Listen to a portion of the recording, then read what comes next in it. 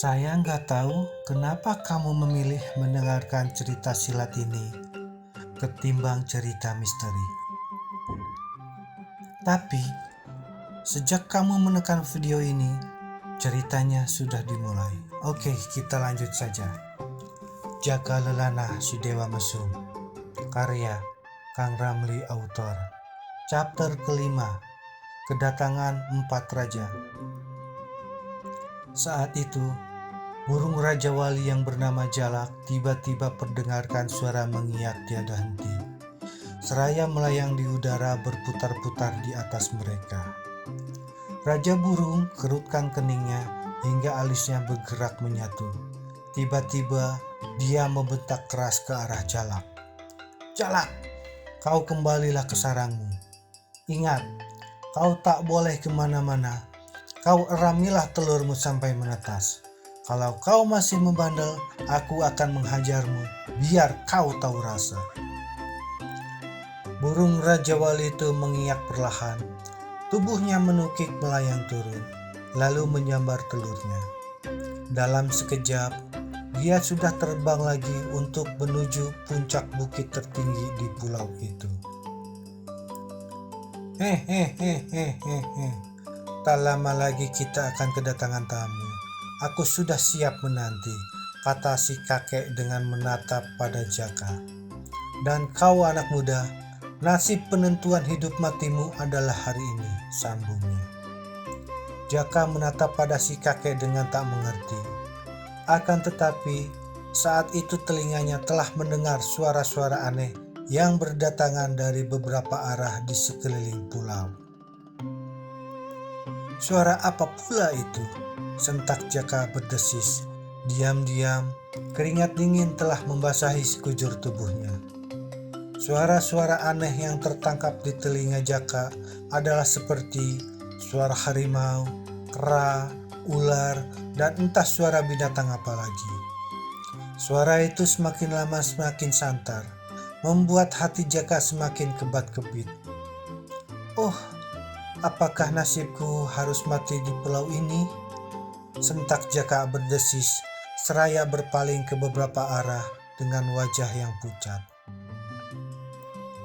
Makhluk-makhluk siluman apa lagi yang bakal muncul, yang menjadi tamu si Raja Burung, kata Jaka dalam hati. Terperangah dirinya ketika mengetahui yang muncul adalah 4 orang kakek tua renta yang bertampang aneh. Bagus, ternyata kalian sudah muncul dan tepat waktu, sobat-sobat yang gagah perkasa, kata Raja Burung sambil menyambut kedatangan mereka dengan melompat ke atas batu besar. Lalu perdengarkan suara tertawa terkekeh-kekeh. "Oh, ternyata kita masih belum komplit," sambar suara seorang kakek bermuka hitam. Kakek muka hitam ini mencekal sebuah tongkat berkepala ular. "Aku gak melihat adanya si Raja Naga, kecuali seorang bocah ingusan yang ada di depanmu. Siapakah dia, Sobat Raja Burung?" "Benar, Sobat Raja Ular. Agaknya dia enggan datang untuk memperebutkan gelar ketua Raja-Raja Gila di pulauku ini," sahut Raja Burung dengan tersenyum. "Bocah muda di hadapanku ini adalah seorang bocah yang kesasar ke pulauku. Menurut katanya, dia yang bernama Jaka. Dia murid si petengkar bambu kuning dari lereng Gunung Kabut." Raja Burung telah menjelaskan pada mereka berempat. "Hei anak muda, apakah kau belum mengenal mereka? Ini semua tamu-tamuku yang terhormat, dan mereka adalah si Raja Kera, Raja Biawak, Raja Harimau, dan yang barusan bicara adalah si Raja Ular," kata Raja Burung menatap pada Jaka seraya menunjuk pada orang-orang yang disebutkannya. "Apa yang kau lakukan pada bocah kesasar ini?" tanya Raja Kera seraya melompat ke depan Jaka Lelana. Matanya membulat memandang pemuda itu, mengitarinya seperti tengah menaksir barang. Hehehehehe, Tampaknya seorang pemuda bertulang baik. Uh, uh, uh. Dan pantas kalau dia murid si bambu kuning. Tingkah si Raja Kera ini memang benar-benar mirip kera. Hingga hati Jaka semakin kebat-kebit tanpa bisa bicara apa-apa. Ya. Dia bocah yang bertulang baik sempurna. Bagaimana sampai dia bisa tersasar ke pulaumu ini, Raja Burung? Kata Raja Harimau seraya melompat. Kakek yang ini lebih aneh lagi. Dia mengendus-ngendus sekujur tubuh Jaka dan mengeram bagai harimau. Keringat dingin semakin mengembun di tengkuk Jaka. Sementara si Raja Biawak cuma memilin-milin kumisnya, tak beranjak dari tempat dia berdiri. Tapi dia ikut buka suara. Benar, Sobat Raja Burung, ceritakanlah bagaimana sampai bocah ini datang ke pulaumu. Dan yang ingin ku tahu adalah, akan kau apakan bocah ini setelah berada di tempatmu? Raja Burung segera tuturkan perihal pemuda itu secara singkat. Seperti tadi telah kukatakan pada pemuda ini, penentuan mati hidupnya adalah pada hari ini. Kalau dia mampu menghadapi seranganku selama 100 jurus, maka dia boleh menetap di pulauku dan terhindar dari kematian. Tapi, bila dia ternyata tak mampu, maka kematianlah yang akan dihadapinya, kata Raja Burung dengan tegas. Keempat kakek itu jadi manggut-manggut dan menatap Jaka seolah menaksir apakah bocah muda itu mampu menghadapi si Raja Burung sampai 100 jurus. Lalu, apakah kau akan udurkan puncak acara kita? Kata Raja Kera dengan garuk-garuk kepala. Tentu saja, setelah selesai urusanku dengan pemuda ini, kita akan memulai adu kesaktian untuk mendapatkan gelar ketua dari raja-raja gila di antara kita. Baik, aku si Raja Kera menerima usulmu. Tapi, bagaimana akan syah gelar ketua kalau si Raja Naga tidak muncul juga? Sambar si Raja Ular. Orang terakhir yang menang yang akan berhadapan dengan Raja Naga.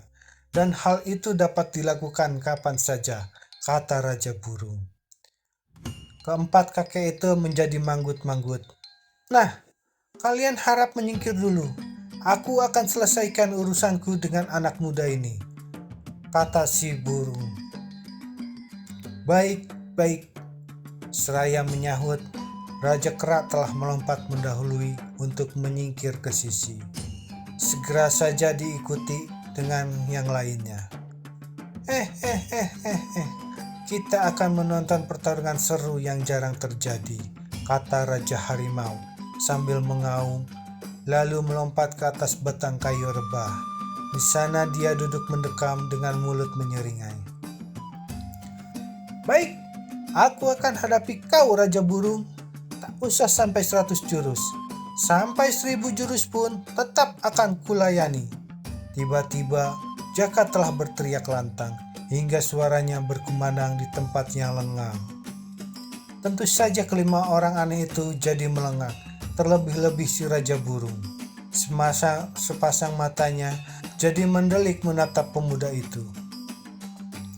Bocah edan, belum sampai 10 jurus pun aku kira kau sudah mampus. Apakah otakmu telah miring menantangku sedemikian rupa? Bentak si Raja Burung. Akan tetapi, kata-kata Jaka justru mendapat sambutan hangat dari keempat raja itu.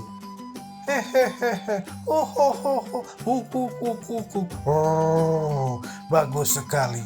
Aku mendukungmu, bocah lereng kabut. Aku yakin kau pasti menang, teriak si Raja Kera dengan melompat-lompat. Weleh, ini pertandingan seru.